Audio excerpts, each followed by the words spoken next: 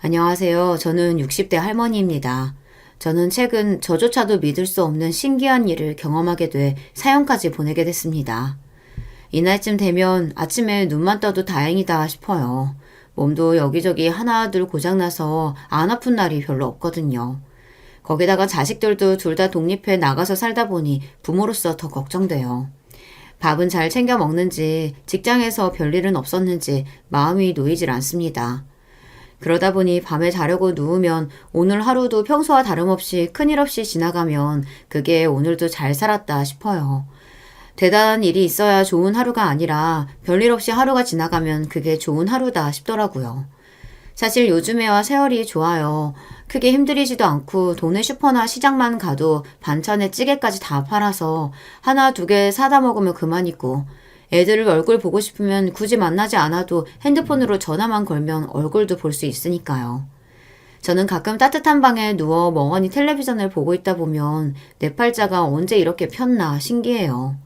바로 얼마 전까지만 해도 끼니도 제대로 못 챙겨 먹고 남의 눈치 보면서 제때 자지도 못하는 날이 허다했는데, 어느새 이렇게 내 집도 있고 자식들한테 보살핌도 받으며 멀쩡하게 살고 있는지 신기할 때가 많습니다.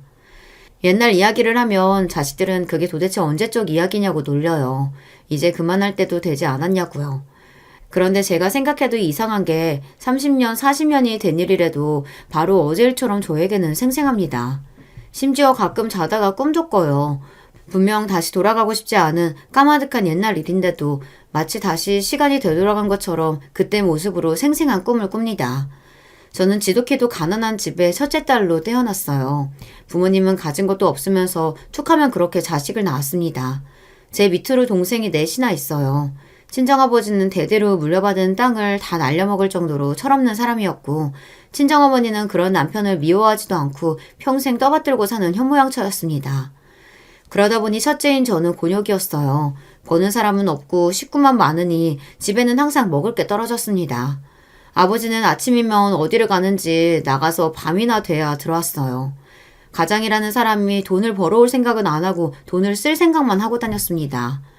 그런 아버지를 대신해 어머니는 바느질이나 동네 다른 집에 가서 일을 해주고 번 돈으로 그나마 우리 다섯을 키우셨어요. 그러니 항상 집에는 돈이 부족했죠. 제가 중학교 졸업하던 해에 막내 동생이 태어났어요. 저는 그 순간 직감적으로 예상했습니다. 아, 나는 고등학교는 못 가겠구나. 이런 생각을 했다고 하면 제가 엄청 옛날 사람처럼 보이겠지만, 사실 제가 중학교 때만 해도 고등학교에 못 가는 애들은 그리 많지 않았어요. 딸들도 아들처럼 똑같이 가르쳐야 한다고 생각하는 부모님들이 늘어나면서 웬만한 딸들도 다 고등학교에 보냈거든요. 그런데 우리 집은 그런 형편이 안 됐어요. 당시에 그나마 살던 집까지 팔아서 방 2칸짜리 새방에 살았는데, 그 와중에 동생이 하나 더 태어났으니 말 안 해도 집안 사정이 뻔했죠.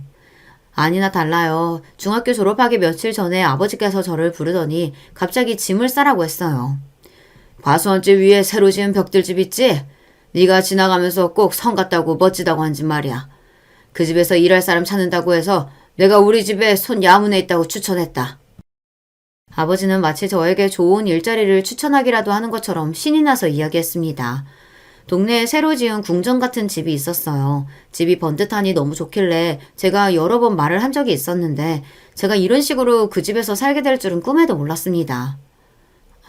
내가 할 줄 아는 게 뭐가 있다고 그 집에 가서 뭘 해요.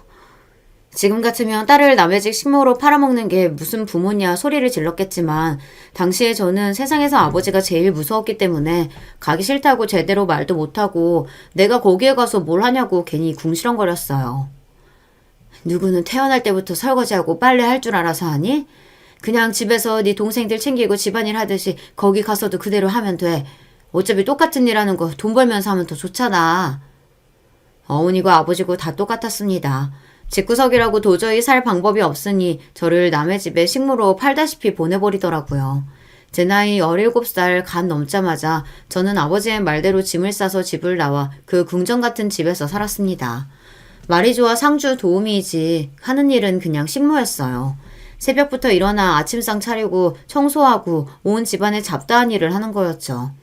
그 궁전 같은 집주인이 서울 사람이었는데 하나뿐인 아들이 대학에 들어가자마자 이유를 알 수 없는 병에 시달려서 요양차 집을 짓고 내려하나 보더라고요. 주인 집사람들은 서울 사람이라 그런지 셋 다 몸도 야리야리하고 하얀 게 꼭 외국에서 온 사람들 같았어요. 주인 아저씨가 서울에서 큰 사업도 하고 외국도 왔다 갔다 한다더니 영어도 잘하고 멋있더라고요. 반면 주인 아줌마는 성격이 고약했어요. 서울에서 무슨 악기 연주자였다는데 입맛도 까다롭고 취향도 고상한 게 주변 사람들을 다 피곤하게 했어요. 주인 아줌마는 아들이 아프니 어쩔 수 없이 시골에 내려오긴 했지만 이 총구석이 아무래도 마음에 안 드는지 툭하면 집안에서 일하는 사람들을 무시하며 구박했어요. 아침에 간 만든 반찬이나 찌개도 무슨 냄새가 난다면서 툭하면 다시 끓여오라고 냄비 뚜껑을 바닥에 던졌습니다. 우리 아들이 여기 왜 와 있는지 잊었어? 몸도 약한 애들아 이렇게 냄새 나는 걸 어떻게 먹으라는 거야? 똑바로 안 해? 분명히 오늘 아침에 사온 두부랑 된장 넣고 끓인 건데 이상하다. 죄송해요. 바로 다시 끓여올게요. 제가 그 궁전 같은 집에 들어갔을 때 저 말고도 다른 가정부 이모가 있었어요. 그분은 동네에서 손맛 좋기로 제일 유명한 분이었는데도 사모님은 매일 마음에 안 든다고 꼬투리를 잡았어요. 당시에 그 집에서 제일 막내였던 저는 구박대기가 되기 딱 좋았죠. 저는 주인집 아들, 당시에 도련님이라고 불렀는데 그 도련님 옆 창고 방에 머물면서 도련님 시중을 들거나 병원에 갈 때 같이 가는 역할을 했습니다. 그러다 보니 도련님에게 무슨 일만 생기면 사모님은 저에게 아주 난리를 쳤어요. 한 번은 이런 적이 있었습니다. 초가을이었는데 도련님께서 아침을 먹은 게 소화가 안 된다며 정원에서 잠깐 산책을 했어요. 초가을이라도 바람이 좀 쌀쌀하길래 저는 낮에 산책하는 게 어떠냐고 했습니다. 그런데 도련님이 지금 하겠다고 우기더라고요. 몸이 아파서 그런지 한번 고집을 피우기 시작하면 누구의 말도 들어주지 않으시는 분이라 저도 일찍이 포기하고 그럼 그렇게 하시라고 하고 제가 외투를 가져다 드렸습니다. 따뜻한 차도 만들어서 가져다 드리고요. 그런데 그날 저녁에 도련님께서 밥도 못 먹을 정도로 몸살이 걸린 거예요. 열까지 펄펄 나고요. 저는 놀라서 해열제를 챙기고 머리수건을 빨아 도련님 방으로 향했습니다. 도련님이 몸이 약해서 열이 났다가 자칫 잘못하면 폐까지 안 좋아져서 위험했거든요. 그런데 그때 사모님께서 제 앞을 가로막고 섰어요. 그러더니 제 손에 들려있던 물수건을 거칠게 뺏었습니다. 도대체 너 정신을 어디다 빼놓고 다니는 거야? 이 날씨에 산책을 시키면 어떡해? 내 아들 몸살 나라고 제사라도 지내니? 너 내 아들 잘못다면 다 네 책임인 줄 알아? 죄송해요. 안 그래도 날씨가 쌀쌀해서 제가 점심때 나가자고 말씀드렸는데 도련님이 소화가 안 된다고 지금 당장 해야겠다고 하셔서. 너 지금 내가 한마디 했다고 듣기 싫어서 내 아들이 우겨서 그런 거라고 말 돌리는 거니? 어린 게 어디서 잔머리를 굴려? 사모님은 차가운 물을 빨아 묵직해진 수건을 제 얼굴에 퍽 소리나게 던졌습니다. 그전에도 마음에 안 드는 게 있으면 툭하면 소리를 지르거나 손에 잡히는 물건을 던지기도 했어요. 그런데 제 얼굴에 대놓고 던진 건 그날이 처음이었습니다. 그 순간의 수치심을 저는 아직도 잊지 못합니다. 제가 아무리 중졸이고 이 집의 식모라고 해도 저를 어떻게 대하든 다 상관없는 게 아니잖아요. 제가 사모님이라고 부른다고 본인이 진짜 내 주인이라고 착각하는 것 같아요. 사모님이 자기 기분대로 사람을 무시하고 자꾸만 종처럼 부리니 저도 순간순간 표정 관리가 안 됐습니다. 어머머? 얘 표정 봐? 너 지금 뭘 잘못했는지 아예 모르는구나? 안 되겠다. 네가 지금 우리 아들한테 무슨 짓을 한 건지 내가 알려줄까? 제 표정이 마음에 안 들었다는 이유로 화가 난 사모님은 번쩍 손을 들더니 이제는 아예 제 뺨을 내리쳤어요. 찰싹 소리와 함께 순간 눈앞이 까맣게 변할 정도로 충격을 받았습니다. 저는 놀라서 고개도 들 수 없었어요. 이대로 사모님과 눈을 마주쳤다가 서러움에 눈물이 날 것 같아 꾹 참으며 손으로 제 뺨을 어루만지는 거 말고는 할 수 있는 게 없었습니다. 이제 좀 정신이 들어? 오늘 밤 내로 우리 아들 열 안 떨어지면 한 대 더 맞을 줄 알아. 그대로 제 어깨를 세게 치고 지나간 사모님은 그대로 자기 방으로 들어갔어요. 오늘 밤 내로 도련님의 열이 안 내리면 가만두지 않겠다는 말을 남기고요. 지금 같으면 더럽고 치사해서 더는 못하겠다고 그 자리에서 수건을 집어 던지고 나왔을 거예요. 하지만 그때 제 나이 고작 17살이었고 이 집에서 쫓겨나면 갈 곳이 없었습니다. 제가 그 집에서 버는 돈으로 동생들이 다들 학교에 다니고 있었고 어머니 무릎약도 살 수 있었으니까요. 거기다가 그나마 창고 방이라도 제 방이 있는 게 낫지. 부모님과 동생들이 있는 그 오래된 새방으로 돌아가면 제 방도 없이 구질구질하게 생활하며 돈도 벌고 동생들까지 돌봐야 하니 욕을 먹고 행여 맞게 되더라도 이 집이 나았습니다. 이왕 누군가를 돌봐야 하는 거라면 돈이라도 받고 좋은 집에서 사는 게 더 낫다는 생각이 들었거든요. 그래서 서러워도 꾹 참고 도련님 방에 들어가 밤새 간호했습니다. 도련님 머리에 물수건을 갈아주면서 제발 열만 내려라 내려라 주문을 걸었어요. 다음날 아침 다행히 열이 내린 도련님은 옆에서 졸고 있는 저를 깨웠어요. 그러더니 대뜸 저에게 고맙다고 하더군요. 네 덕분에 정말 죽다 살았다. 어제는 온몸이 너무 뜨거워서 진짜 이러다가 죽는 줄 알았어. 이 열 다 떨어져서 정말 다행이에요. 저는 이대로 도련님 안 일어나는 줄 알고 얼마나 놀랐는데요. 나 때문에 어젯밤 어머니한테 혼나고 고생도 많았지. 네 말대로 산책도 나가지 말았어야 했는데 내가 괜히 고집 피워서 미안해. 그나마 다행인 건 이 집에서 제일 귀하디 귀한 도련님께서 자기 엄마를 닮지 않아 성격이 좋았다는 겁니다. 제가 본인 때문에 사모님에게 매일 혼나고 있다는 걸 알고 있어서인지 최대한 제가 사모님 눈밖에 나지 않도록 도와주려고 했어요. 아니에요. 도련님이 일부러 그러신 것도 아닌데요, 뭐. 도련님 시장하시겠어요. 금방 아침상 준비해 올게요. 저는 어려서부터 가난한 집 장녀로 자라서 그런지 주제 파악이 빠릅니다. 도련님이나 집주인인 사장님이 저에게 잘 대해주셔도 절대 선을 넘지 않았어요. 사모님께서 집에서 일하는 사람들이 선을 넘는 걸 싫어하셨거든요. 가끔 사장님께서 퇴근하고 오시면 저나 가정부 이모에게 같이 저녁을 먹게 앉으라고 하실 때도 있고 명절 같은 날 하루 일찍 집에 가도 된다고 하실 때가 있었어요. 저는 그럴 때마다 사장님 말대로 하고 싶다가도 이내 괜찮다고 거절하고 원리 원칙대로 했습니다. 가정부 이모나 운전기사 분이 사장님께서 말한 대로 했다가 사모님한테 혼쭐이 나는 걸 여러 번 봤거든요. 도련님은 무슨... 우리 집에서 같이 산 지도 이제 1년 넘었는데 그냥 오라버니라고 불러. 제 속도 모르고 도련님은 자꾸만 저에게 그냥 오라버니라고 부르라고 했어요. 오라버니라뇨. 제가 모시는 분인데 당연히 도련님이 맞죠. 혹여나 사모님께서 아시게 되는 날엔 혼쭐 나는 정도로 절대 끝나지 않을 것 같아 아니라고 손사래를 쳤습니다. 나는 좀 서운하다. 지금까지 난 너를 내 동생처럼 생각했는데 넌 고작 돈 받고 모시는 사람 정도로만 생각한 거야? 반면 도련님은 그런 저에게 서운하다고 했어요. 물론 도련님 마음을 모르는 건 아닙니다. 평소에 둘이 있을 땐 정말 남매지간처럼 사이좋게 지내기는 했어요. 사모님 모르게 찐빵이나 한과 같은 간식을 몰래 숨겨서 방에 가져다 주기도 했고 사모님 없이 둘이 기사님이랑 병원에 가는 날이면 저와 기사님에게 집에 가져다 주라고 양말이나 모자 같은 걸 사주기도 했어요. 사모님이 아시면 난리가 난다는 걸 도련님도 알다 보니 항상 사모님 몰래 챙겨줬죠. 그날도 전날 제가 사모님께 맞은 일로 혹시 우울해할까봐 걱정됐는지 도련님은 애써 저에게 계속 농담을 걸었어요. 그러면서 자신을 오라버니라고 부르라고 하더라고요. 사실 저도 처음엔 오라버니는 무슨 오라버니인가 싶어 며칠 더 도련님이라고 불렀는데 나중에는 도련님이 정색까지 하면서 사모님이 신경 쓰이면 둘이 있을 땐 그냥 편하게 부르라고 하더라고요. 본인도 저랑 허물없이 가족처럼 지내고 싶은데 자꾸 제가 도련님이라고 할 때마다 마음이 불편하다고요. 나도 여기 와서 아는 사람도 하나 없고 친구도 없어서 외롭고 우울했었는데 그동안 네가 내 옆에서 진짜 여동생처럼 조잘조잘 말도 잘 걸어주고 챙겨줬잖아. 그러니까 다른 사람 눈치 보지 말고 나랑 둘이 있을 땐 그냥 오라버니라고 불러줘. 나는 정말 괜찮으니까.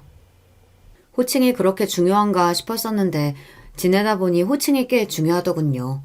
도련님 하면서 부를 땐 몰랐었는데 도련님 말대로 언제부턴가 오라버니라고 부르기 시작하니 정말 저와 도련님 사이가 남매지간처럼 느껴지더군요. 도련님에게 오라버니라고 부르기 시작하면서 오라버니는 저를 더 잘 챙겨줬어요. 제가 오라버니의 병간호를 해주는 대신 오라버니는 진짜 오빠처럼 저를 지켜줬습니다. 제가 오라버니 곁에서 식모살이를 한 지 4년이 넘어가니 오라버니 얼굴에 살도 붓고 생기도 생겼어요. 몸이 점차 나아지니 제가 시장에 갈 때나 사모님 심부름을 갈 때마다 오라버니가 바람을 쐴 겸 차로 데려다주는 일이 많았습니다. 처음엔 사모님께서 그 모습을 달가워하지 않았어요.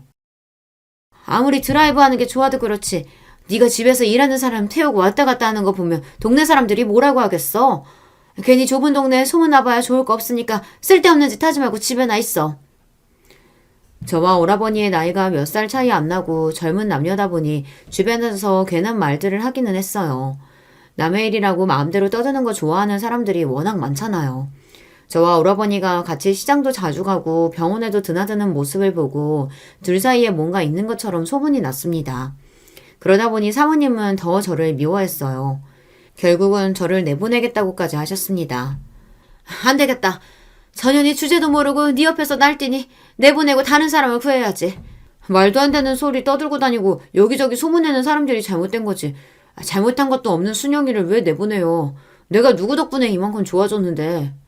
누구 덕분에 좋아지긴? 너희 아빠랑 내가 희생하고 여기까지 같이 내려와준 덕분에 좋아진 거지. 암튼 너희가 아니라고 해도 난 오순영, 그 애 더는 네 옆에 둘 생각 없으니까 너는 신경 쓰지 말고 있어. 내가 다 알아서 할게.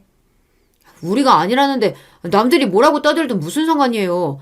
나랑 순영이는 진짜 남매지간이나 다름없으니까 어머님 제발 좀 그만하세요. 네가 내 아들인데 어떻게 저딴 애랑 남매지간이야? 말도 안 되는 소리 좀 하지 마. 네가 자꾸만 그렇게 물렁하게 구니까 저딴 것들이 들러붙는 거잖아. 들러붙긴 누가 들러붙어요. 말은 똑바로 해야지. 순영이가 아니라 내가 순영이가 필요해서 귀찮게 들러붙는 거예요. 그동안 오라버니가 사모님에게 큰소리 내는 걸 본 적이 없었는데 그날은 오라버니가 처음으로 사모님께 반항했어요. 저를 좀 내버려 두라고요.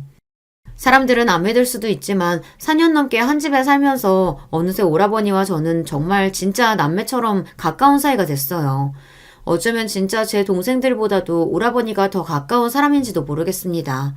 제 진짜 동생들보다 오라버니와 보낸 시간이 더 많기도 했고 서로 힘들 때마다 위로하고 배려하며 지내는 시간이 얼마나 소중한지 서로 알고 있었거든요.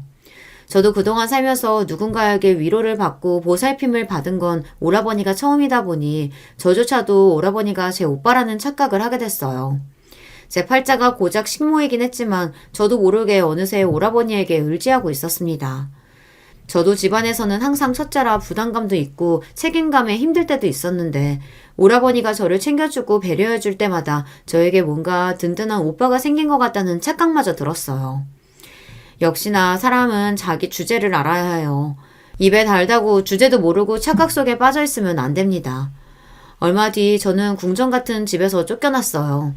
어느 날이었습니다. 새벽에 자고 있는데 누군가 제 볼을 치며 깨웠어요. 눈을 떠보니 아버지가 제 방에 들어와 있더군요. 저는 놀라서 아버지가 여기 어떻게 들어왔느냐고 물었어요. 급한 일이 있어도 사모님이 절대 외부 사람들을 들어오지 못하게 했을 텐데 아버지가 제 방에 들어와 있다는 게 말이 안 되니까요. 그런데 그때 아버지께서 하시는 말씀이 놀라웠습니다. 빨리 짐 싸. 이 집주인이 1시간 내로 나가야만 네 퇴직금 든든하게 챙겨준다고 했어. 이 집을 왜 내가 나가? 난 그런 소리 못 들었는데. 아버지 잠깐만. 오라버니한테 인사라도 하고 나와야 되는데. 잠도 덜 깬 상태에서 아버지는 대충 싼 가방을 제 손에 쥐어주고 빨리 일어나라고 난리였습니다. 그 난리 중에도 저는 오라버니에게 인사를 해야 한다고 했죠. 오라버니는 무슨? 니년한테 오라버니가 어딨다고 그런 소리야? 쓸데없는 소리 하지 말고 빨리 일어나. 그날 저는 생각할 틈도 없이 아버지 손에 이끌려 그 집을 떠나야만 했습니다.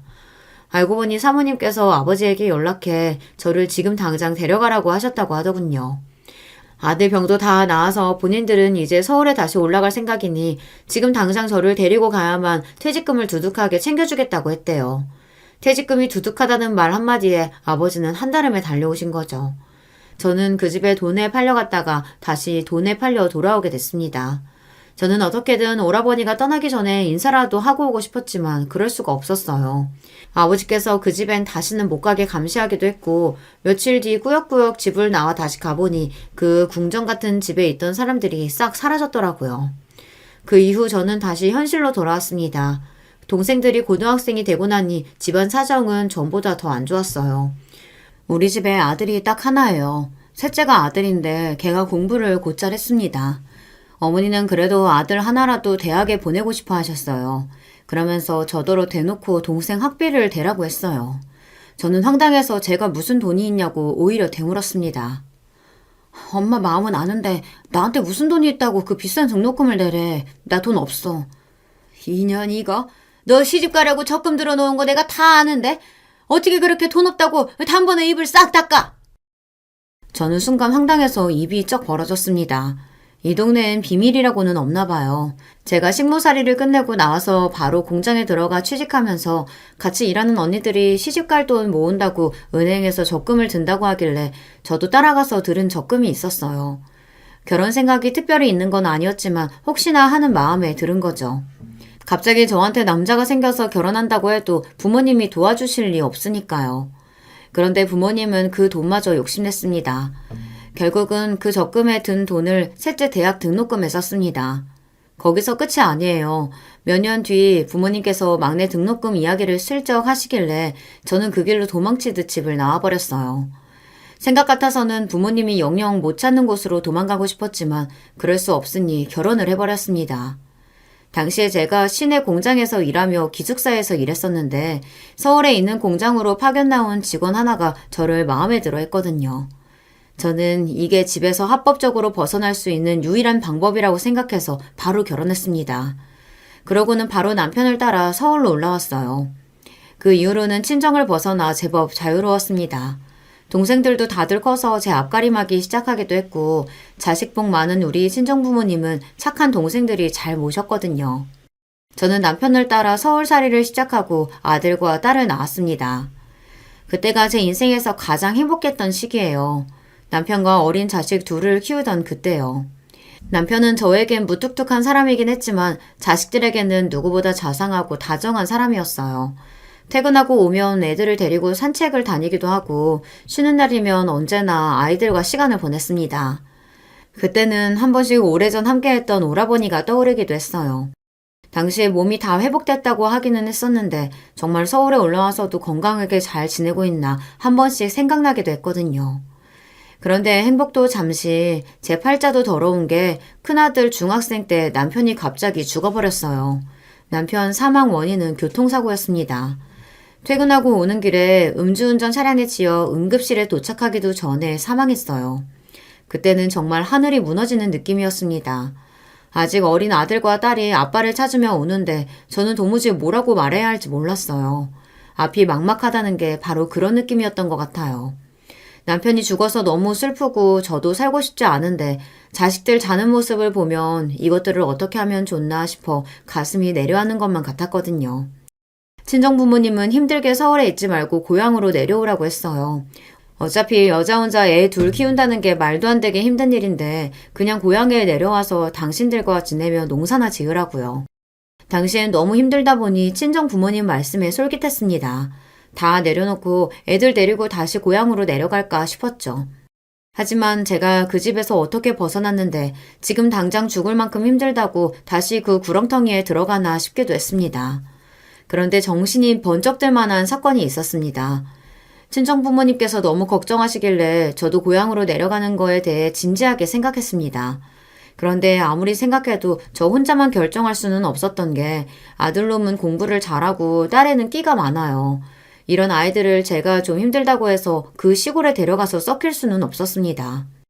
그러던 중 말도 안 되는 일이 있었어요. 제가 일을 끝내고 퇴근하고 돌아오는 길이었는데 동네 부동산 앞에서 익숙한 얼굴을 발견했습니다. 어머니, 아버지, 여긴 어쩐 일이세요? 저는 어머니 아버지를 보자 뭣도 모르고 반가웠습니다.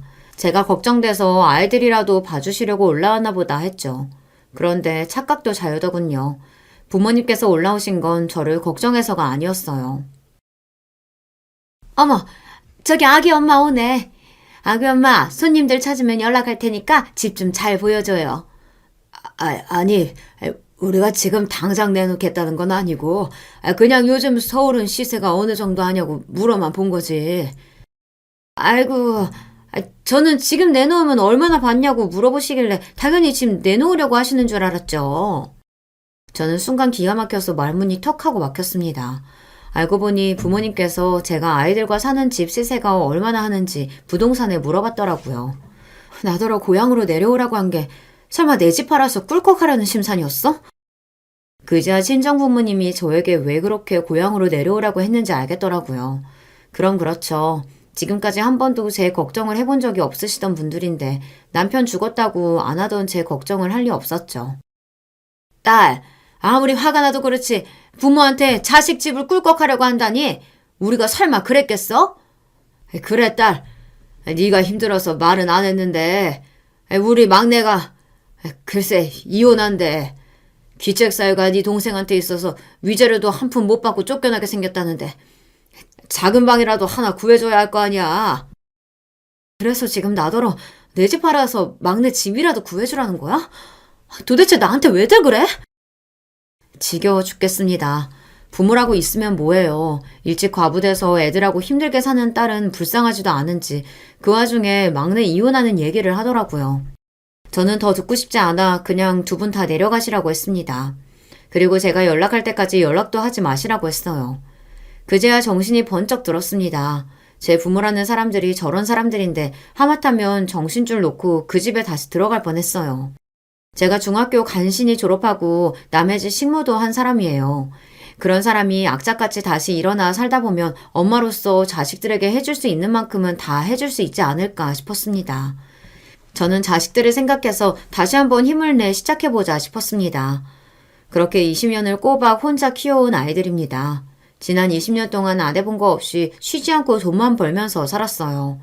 남들처럼 학원에, 과외에, 해외여행에 뭐 그런 대단한 거 해주면서 키우지는 못했지만 그래도 다행이게 아이들이 남부럽지 않게 밝게 자라줬습니다. 다른 건 몰라도 셋이 정은 끈끈해요. 물론 아버지 없이 산다는 게 자식들 입장에서는 쉬운 일이 아니었겠지만 그래도 큰 사춘기 한 번 없이 바쁜 엄마를 도와 잘 커줬어요. 아들은 명문대를 나와 대기업에 다니고 딸은 영화 만드는 일을 해요. 아들은 언제나 듬직하고 딸은 애교도 많고 사랑스럽습니다. 일하다가 힘들 때도 자식들 사진만 보면 절로 힘이 났어요. 그런데 최근 속상한 일이 좀 있었어요. 지금까지 살면서 속 한 번 썩인 적 없이 바르고 착하게만 자라온 큰아들에게 힘든 일이 생겼어요. 큰아들은 말만 하면 다들 아는 대기업 연구원으로 일했습니다. 회사가 지방에 있어서 회사에서 전세금도 지원받아 아예 회사 근처로 터를 옮겼어요. 그러다 보니 1년에 명절에만 서너 번밖에 만나지 못했죠. 뭐 평소에도 보려고 마음먹으면 볼 수야 있겠지만 아들이 일이 얼마나 바쁜지 매번 야근하는 것 같더라고요.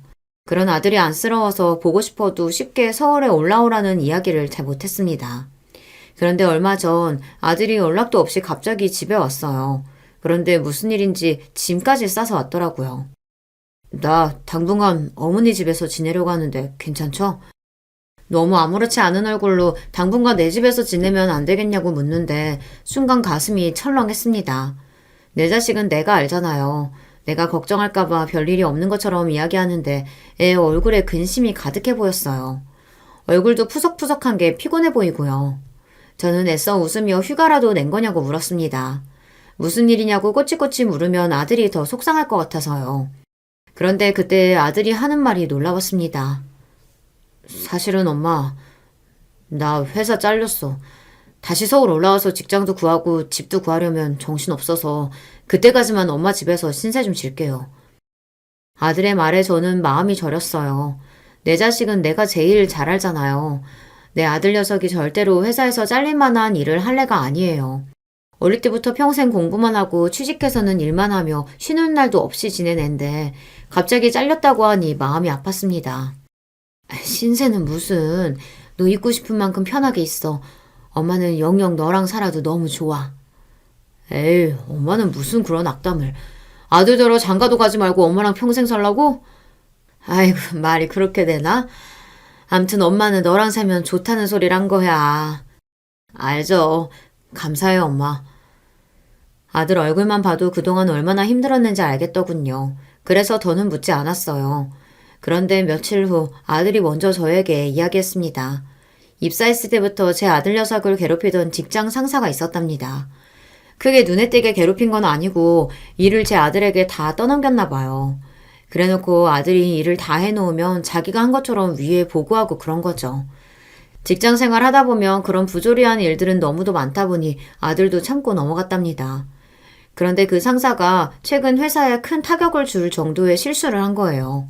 그런데 글쎄 그 나쁜 상사 새끼가 그 일을 제 아들에게 떠넘겼답니다. 자신이 아니라 우리 아들이 한 일이라고요. 그래서 아들이 잘리게 된 거래요. 저는 아들 이야기를 듣는 내내 화가 나서 참을 수가 없었어요.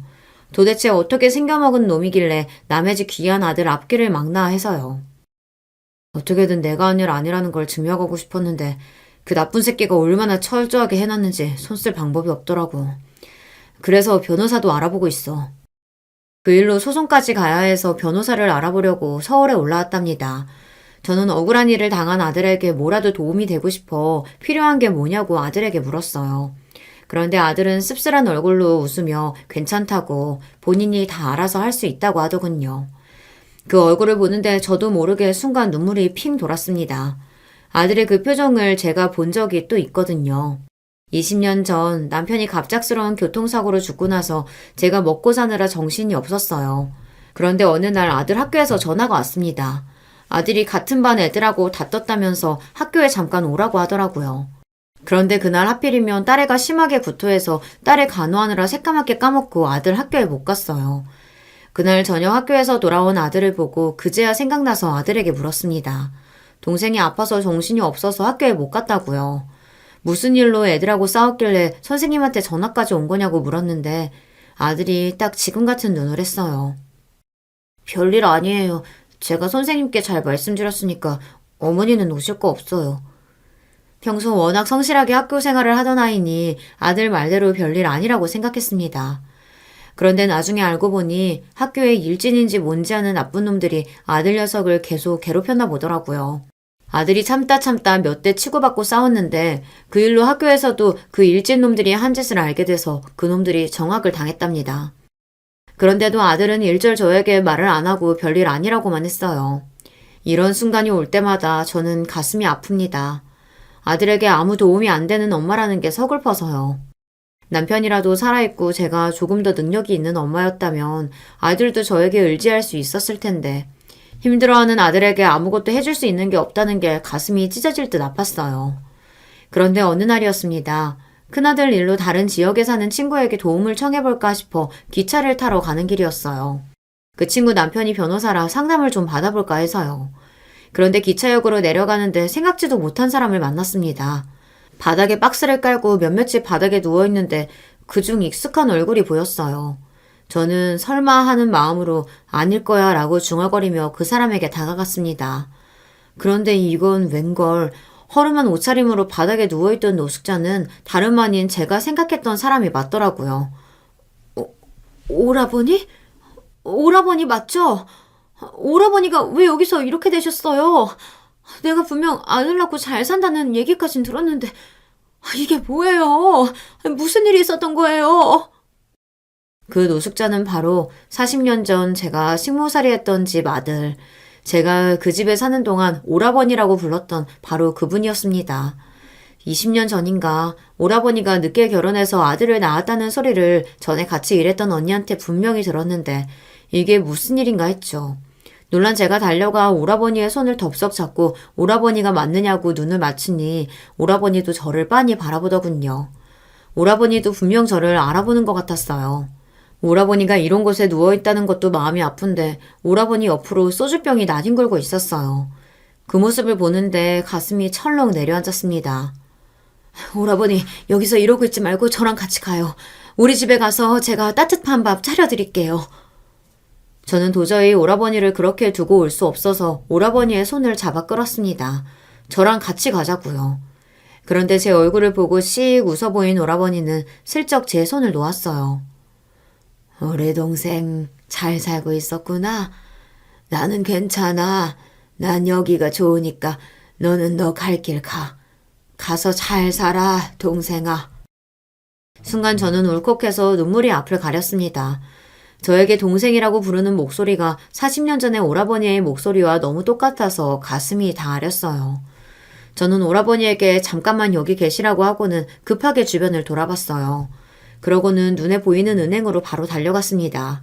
잠시 후 은행에서 나온 저는 곧장 오라버니가 있는 장소로 달려갔어요.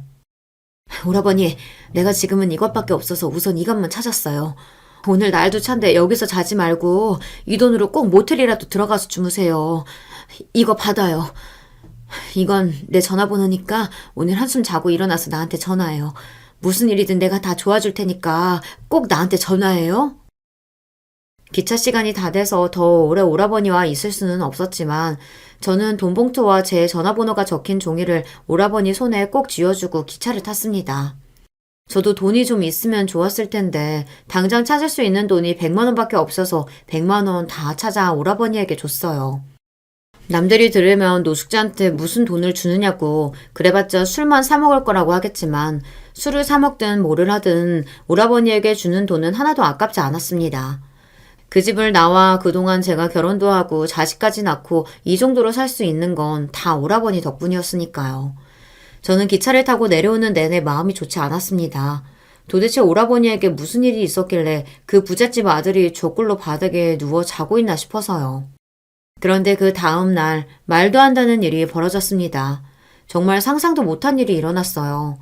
지방에서 일을 보고 다시 서울로 올라오는 길이었는데 모르는 번호로 전화가 왔어요. 저는 혹시나 오라버니인가 싶어 바로 전화를 받았습니다. 그런데 저에게 전화를 걸어온 사람은 생각지도 못한 소리를 했어요. 오순영님 되시나요? 김영덕 대표님께서 지금 바로 뵙기를 원하시는데 혹시 지금 어디에 계신가요? 제가 금방 모시러 가겠습니다.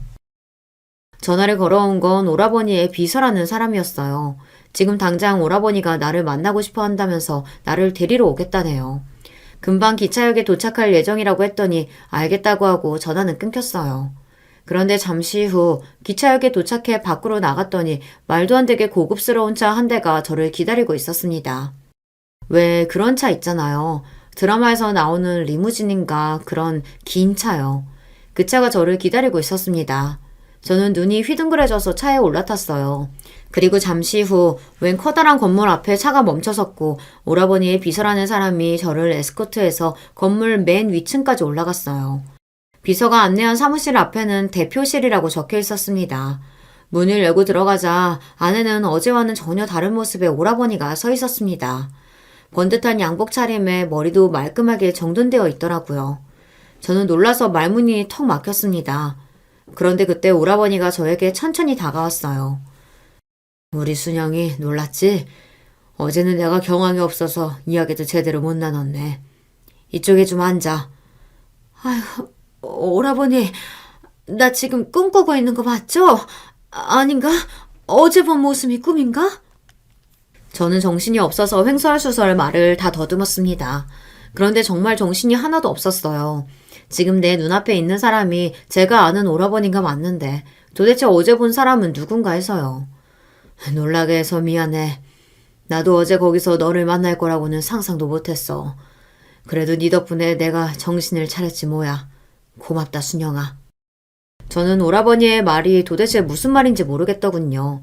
그래서 그냥 멍하니 있었습니다. 그러자 오라버니는 본인이 다 설명하겠다며 천천히 입을 열었어요. 오라버니의 이야기를 듣는 내내 저는 눈물이 앞을 가려 말도 제대로 하지 못했습니다. 알고 보니 근 10년 동안 오라버니께서 연달아 힘든 일을 겪으셨더라고요. 제가 알고 있었던 것처럼 20년 전에 사랑하는 여자를 만나 결혼하셨답니다. 아들도 하나 낳고 남부럽지 않게 잘 살았대요.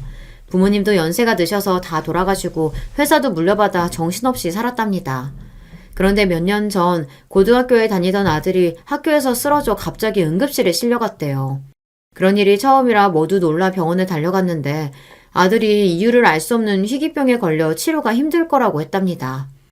안타깝게도 오라버니가 대학 때 갑자기 쓰러져서 알게 됐던 병이 아들에게도 유전이 된 거죠. 오라버니는 아들의 병증을 알고는 많이 놀랐지만 아들도 자신처럼 충분히 치료될 수 있을 거라고 여기고 치료에 힘썼답니다.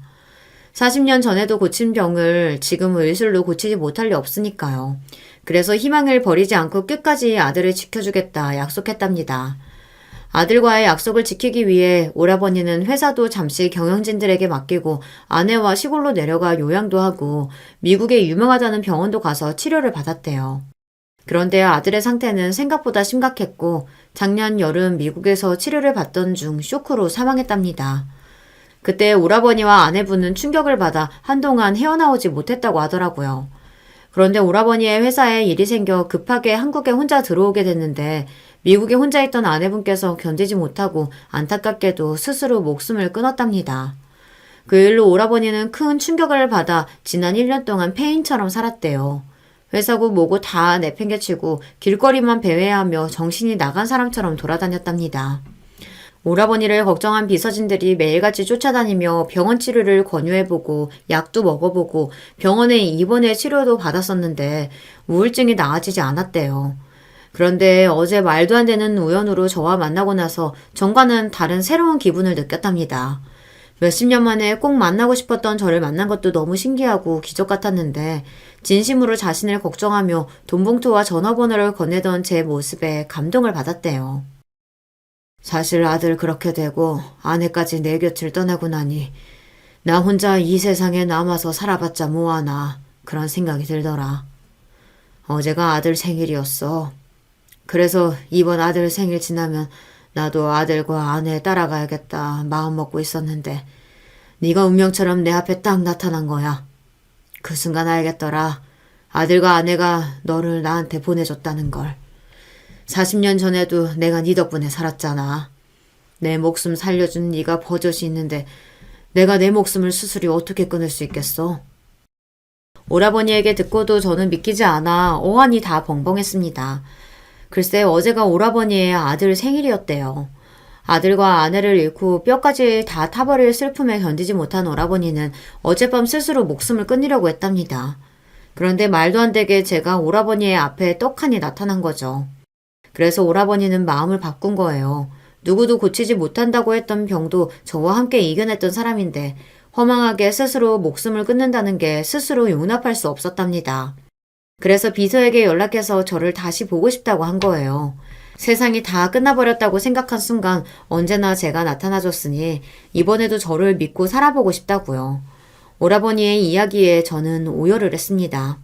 지난 1년 동안 오라버니가 어떤 마음으로 살아왔을까 생각하니 가슴이 미어지더라고요. 고마워 순영아. 어제 네가 보인 호의 덕분에 난 다시 태어났어. 네가 다시 한번 날 살린 거야. 내가 뭘 한 게 있다고 40년 전이나 지금이나 나 한 게 없다고 말하고 싶었지만 눈물이 너무 나서 무슨 말도 할 수가 없었습니다. 오라버니와 저는 와락 서로를 껴안은 채 한참을 그대로 있었습니다. 그 포옹은 지난 세월 동안 고생한 서로를 위한 위로였습니다. 잘 견뎠다고 잘 해냈다는 위로였죠. 그날 이후로 어떻게 됐냐고요? 저와 오라버니는 여전히 잘 지내고 있습니다. 오라버니는 제가 뭘 한 게 있다고 저에게 뭐든 보답하고 싶다면서 제 자식들과도 만나 밥도 먹고 자주 만나요. 거기다가 큰아들이 회사에서 당한 부단 해고 문제도 오라버니가 나서서 다 도와줬어요. 우리나라에서 제일 큰 로펌 대표랑 잘 아는 사이라면서 수임료도 받지 않고 다 도와줬습니다. 덕분에 아들은 재판에서 승소했어요. 네 가치도 못 알아주는 그딴 회사에서 일하지 말고 우리 회사에서 일해보는 거 어때? 내가 딱 보니까 우리 조카는 엄마 닮아서 성실 근면이라고 얼굴에 딱 써져 있는 게 내가 스카우트 해야겠어. 오라버니는 평생의 제 은인입니다. 제 자식들을 조카라고 부르면서 저를 정말 친동생처럼 대해줬어요. 억울하게 회사에서 잘린 제 아들을 승소하게 해준 것도 고마운데 아들을 오라버니 회사에 취직까지 시켜줬습니다. 저는 괜찮다고 당당하게 면접 봐서 들어가겠다고 했는데도 오라버니는 제 아들 조건이나 학벌만으로도 입이 충분하다며 취직까지 시켜줬습니다. 아들이 전에 다니던 직장에서 아들을 힘들게 했던 놈들이 아들이 오라버니 회사에 더 좋은 조건으로 이직했다는 소리를 듣고 아주 배 아파했다는 소리를 들으니 좋기는 하더라고요. 거기다가 최근엔 40년 전 오라버니와 저와의 추억이 깃든 그 대골 같은 집을 오라버니가 저에게 주겠다는 소리까지 했어요. 그 집 그냥 그대로 두기는 너무 아까워서 그런데 너한테 양도해 줄 테니까 잘 관리해줘. 그 집은 나보다 네가 더 좋아했잖아. 아유, 말도 안 되는 소리. 그 집이 지금 얼만데 제가 그 집을 받아요. 저는 오라버니가 당연히 농담하는 줄 알았어요. 그 집이 아무리 지방에 있다고 해도 지금 시세로 10억은 나가는 걸로 아는데 그런 집을 그냥 저에게 준다니요. 네가 나한테 어떤 사람인데 그 돈이 아깝겠어. 거기다가 우리 어머니가 너한테 얼마나 못되게 굴었니? 그런데도 싫은 소리 한마디 안 하고 네가 나한테 잘해준 거 생각하면 그 집도 부족하지. 너는 내 동생이나 마찬가지야. 네가 나한테 해준 일에 비하면 아무것도 아니니까 안 받으면 나 진짜 서운해한다. 그러니까 꼭 받아줘. 제 인생에 어쩌다 이런 일이 생겼는지 모르겠어요. 꼭 영화 속에 들어와 있는 것 같았습니다. 오라버니는 제가 나타나 본인이 살았다고 거창하게 말해주지만 저는 오라버니가 제 앞에 나타나줘서 제 인생이 달라졌다고 생각해요. 저는 얼마 전 40년 전의 추억이 깃든 그 벽돌집으로 이사를 왔습니다. 물론 오래돼서 여기저기 수리해야 할 곳은 많지만 이렇게 멋진 집에서 저의 노후를 보낼 수 있다는 것만으로도 너무 행복해요. 올해 연말은 이 집에서 오라버니와 아들과 딸과 함께 보낼 생각이에요. 함께한 세월이 얼마든 간에 남들이 뭐라고 하든 간에 남은 인생은 우리끼리 진짜 가족처럼 살기로 했습니다. 서로 위하고 도우며 그렇게 말이죠. 앞으로 우리 가족 건강하고 행복하게 살라고 응원하는 글 댓글로 많이 남겨주세요. 여러분의 댓글이 저에겐 너무 큰 힘이 될 것 같습니다. 두서없이 주절거린 제 이야기 끝까지 들어주셔서 감사합니다. 여러분의 가정에도 언제나 행운만이 가득하시길 바랄게요. 안녕하세요. 항상 듣기만 하던 이 채널에 제 경험담을 보내봅니다. 저는 밀린 냉장고 청소를 할 때, 팔고도 붙이고 욕실 청소를 할 때, 특히나 이 채널을 꼭 재생시켜 놓는답니다. 그러면 시간 가는 줄 모르고 지루하지 않게 청소를 하게 되더라고요. 만약 저에게 있었던 일을 사연으로 내놓는다면 그게 누군가에게는 하루 중에 즐거운 시간이 될 수도 있지 않을까 싶어서 설레는 마음으로 신청하게 되었어요.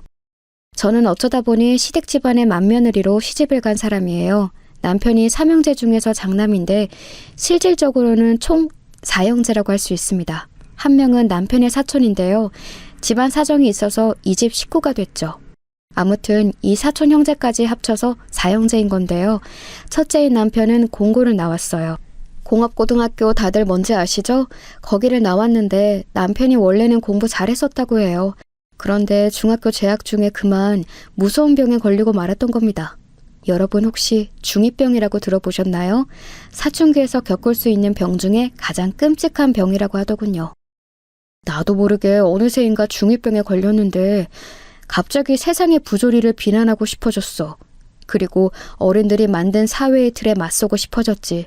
이제와 생각을 해보자면 내가 중학교 2학년 때부터 친구들을 잘못 사귄 영향이 컸던 것 같아. 그 친구들을 따라서 공고까지 간 거였거든. 친구 따라 강남을 가도 부족할 판에 공고를 간 거였어? 당신 그래놓고 엄청 후회했었지? 맞아, 후회했어. 공고는 그냥 폼 잡고 싶어서 간 거였거든. 생긴 것도 잘생겼고 여자애들과 잘 노는 놈들이 그 당시에는 부러웠고 동경의 대상이었지. 그래서 그놈들을 따라 공고까지 갔는데 1학년 마치자마자 후회돼서 매일 아침마다 울었던 것 같아. 아침마다 남편이 눈물 지었던 그 시기가 어느 때였는가 하면요. 4형제 중에 둘째, 그러니까 사촌 형제가 시댁의 일원으로 들어와서 필사적으로 공부하던 때였습니다. 공부하다가 코피가 주르륵 나서 휴지를 콧구멍 틀어막고 문제집 푸는 걸 어느 날 남편이 보고서는 깜짝 놀랐다는데요. 그 문제집이 중학생 단계가 아니라 고등학생 과정인 걸 보고 더 충격받았다고 합니다. 참고로 둘째는 그렇게 코피 터지게 공부해서 좋은 고등학교에 진학을 했어요. 외국어 고등학교 일명 특목고였죠. 자기 사촌동생의 대활약에 피눈물을 흘리며 후회한 남편은 그때부터 놓았던 공부를 다시 시작했고 꽤 괜찮은 대학에 진학할 수 있었습니다. 그래봤자 명문대 반열에 들어가는 곳은 절대 아니었고요. 나쁘지 않은 곳이었다는 거죠. 대학 졸업 후에는 널리고 널린 중소기업에 들어갔어요. 최저시급에 준하는 월급을 받고 다녔다는데요. 거기서 성실함을 인정받아서 임원의 눈에 들었고 회사의 중요한 일을 진행하는 팀에 낄 수 있었습니다. 그걸 잘 해내서 앞길이 잘 풀렸어요. 남편은 자기의 32살 생일을 딱 한 달 앞두었을 때 탄탄한 중견기업의 스카우트 제의를 받았고 그쪽으로 넘어갔습니다. 스카우트 제의를 수락하는 것, 그것을 남편이 망설이지 않게 한 존재가 있었으니 그건 바로 저였습니다. 저는 그렇게 확신하고 있어요. 왜냐하면 남편은 스카우트 제의를 수락하자마자 그 주말에 뭘 했는가 하면 저에게 청혼을 했거든요. 미선아, 우리 결혼하자. 앞만 보고 달려온 나에게 옆도 보고 뒤도 보라고 가르쳐준 여자, 그게 너야. 너와 내 남은 인생을 함께하며 가정을 꾸린다면 정말 행복할 것 같다. 저는 그때 놀라서 기절하는 줄 알았어요. 이 남자는 결코 이런 식으로 표현을 잘하는 남자가 아니었거든요. 제 말을 원치 안 듣는 남자였습니다. 데이트할 때 제발 그놈의 반팔 체크 남방 그만 입고 오라고 해도 말을 지지리도 안 되던 남자였어요. 그리고 제가 머리를 볶든 염색을 하든 예쁘다 이런 말을 절대 안 해줬습니다. 그런 건 바라지도 않네요. 황당한 게 뭐였던 줄 아세요? 아예 제가 머리를 새로 바꾼 줄도 몰랐어요. 제가 오죽하면 남편한테 이런 소리도 한 적 있었어요. 오빠, 내가 진심으로 하는 소린데 오빠는 내가 삭발을 하고 나타나도 모를 것 같아. 그랬더니 남편이 했던 말이 뭐였더라? 너무 기가 막혀서 제 기억에서 억지로 삭제를 해버려서 가물가물한데 아마도 어떨지 한번 진짜 삭발을 하고 와봐 였던가? 그랬을 거예요. 지금이야 결혼을 30이든 40이든 자기 하고 싶을 때 한다고 하지만 제가 결혼할 때까지만 해도 20대 후반이 되면 결혼 생각이 있는 여자들은 괜스레 조급해지고 내가 나이를 너무 많이 먹었나 이런 생각들을 하고 그랬습니다. 고민들이 대체로 다 비슷했어요. 그래서 제가 남편한테도 우리는 결혼 언제 해? 라고 몇 번 물어봤었고요. 그런데 그럴 때마다 남편의 대답은 한결같았습니다. 결혼 언제 하냐고? 글쎄, 그건 오직 하늘만이 알겠지. 그럴 때면 확시 그냥 헤어지고 다른 놈 만날까도 싶었죠. 하지만 제가 그러지 못했던 이유는 첫 번째는 정이었고요. 두 번째는 객관적으로 저에 비해 남편이 괜찮았기 때문입니다. 지금도 그 부분은 겸허히 인정합니다. 제 지인들이 당시에 제 남편을 겪어보고는 사람이 조금 뻣뻣하고 살짝 밥맛이 없다 그랬었어요. 집안 장남이라는 요소를 두고도 저를 향해 장남과 결혼하면 개고생이라고 했고요.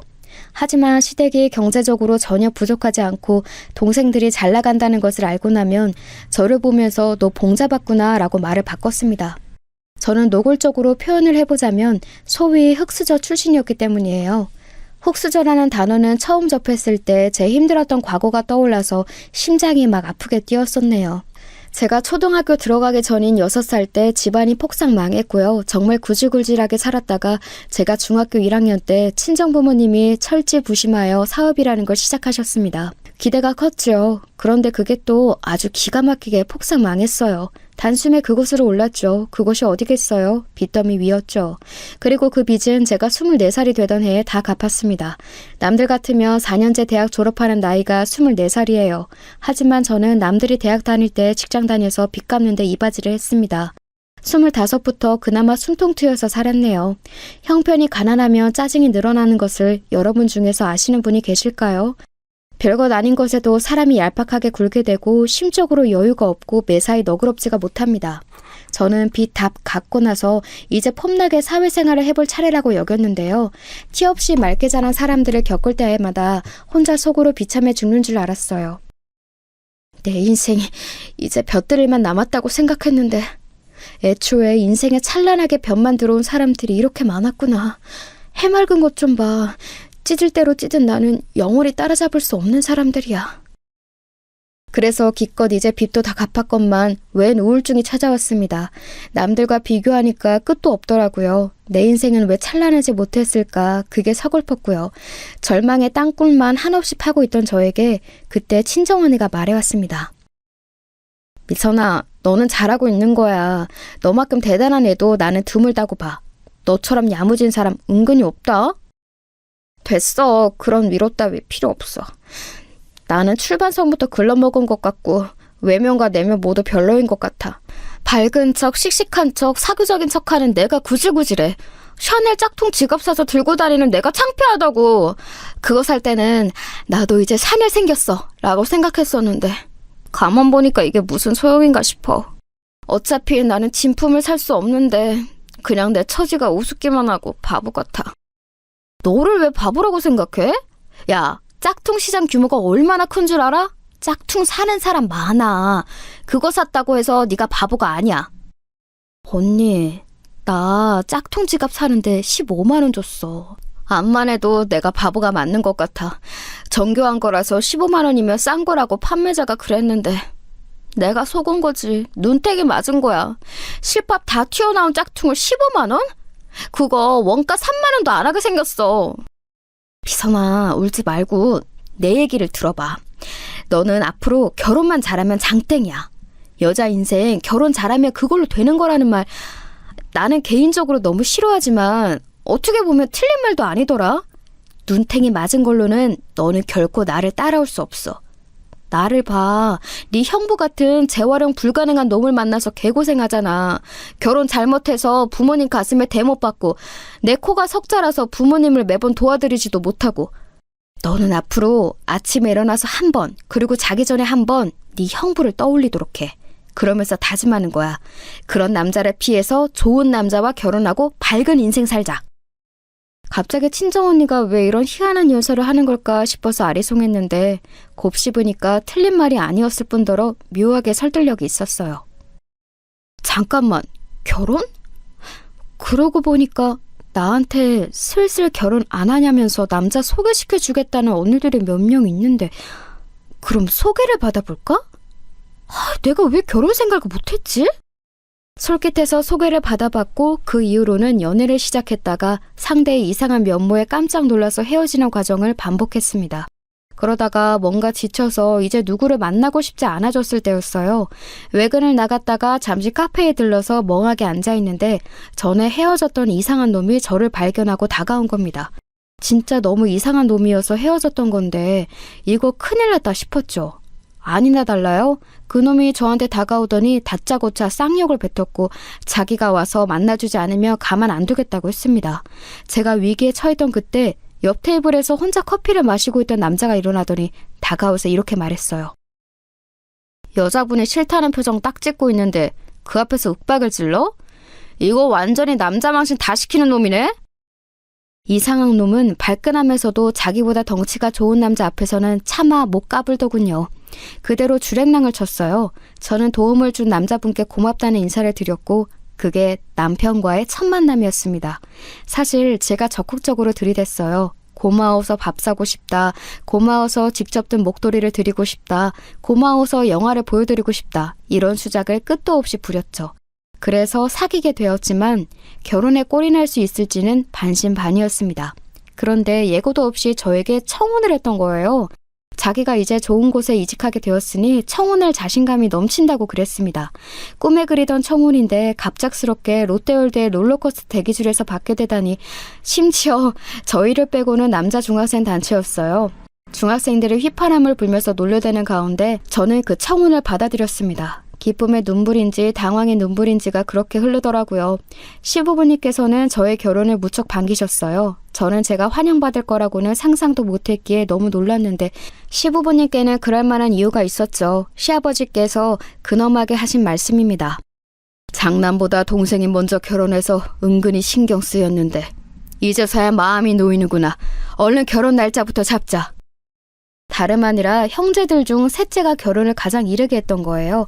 그래서 맏며느리인 저보다 셋째 며느리 동서가 시댁에 먼저 입성을 했습니다. 또한 둘째 시동생은 이미 그때 결혼할 상대가 있었어요. 그러니 시부모님께서는 장남은 언제나 결혼하나 이러면서 조마조마하셨던 거예요. 저희 부부의 결혼식 날짜를 더 이르게 잡으셨습니다. 저희가 결혼하고 나서 딱 반년 뒤에 둘째네가 결혼했고 마지막으로 넷째네가 결혼을 했어요. 저는 제 아래로 동서만 셋인 거였죠. 참고로 시동생들 직업은 둘째는 외국계 기업, 셋째는 회사 다니다가 금방 나와서 자기 회사를 작게 차렸기에 사장이었고 넷째는 대기업에 다녔습니다. 다들 내노라 하는 인재들이라고 할 수 있었네요. 그러니 제 남편이 중2병을 그토록 후회했던 거예요. 아무튼 이런 시동생들이 과연 어떤 여자들과 결혼을 했을까요? 자기들처럼 고학력자에다가 직업도 빵빵한 여자? 아니요, 딱히 그렇지는 않았어요. 사실 동서들은 하늘 일이라는 게 없다시피 했습니다. 자기 친정 식구들 하는 일에나 기웃거리면서 좀 거들고 그러면서 사는 실정이었죠. 집안 살림이나 열심히 하고 내조의 여왕으로나 거듭나고요. 그래도 되는 자격들이 동서들에게는 공통적으로 있었습니다. 왜냐하면 셋 다 집안이 잘 살았거든요. 저처럼 가난에 허덕이며 빚을 갚으며 각종 우여곡절을 겪어온 사람과는 전혀 딴판이 세상에서 살아온 사람들이었어요. 저는 몹시 당황했습니다. 설마 저 빼고 다들 유복한 집안 배경을 가지고 있을 줄이야. 이건 상상 밖이었어요.